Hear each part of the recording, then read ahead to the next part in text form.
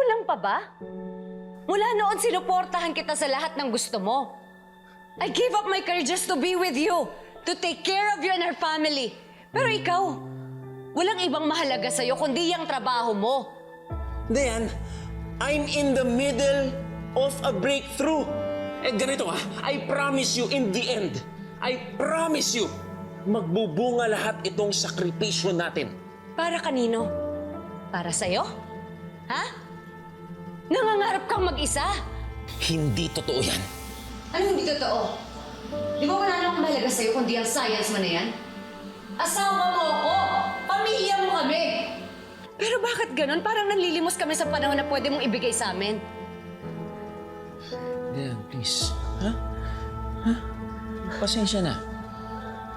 Hanggang kailan ba ako magtitiis? Dayan? Okay, ganito.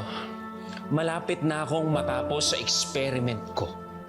And I promise you, balang araw, babawi din ako sa inyo ni Bianca. I promise you. Ano, aasa na naman ako? Aasa ako tapos masasaktan ako? Pagod na mabuhay sa mga pangako mo.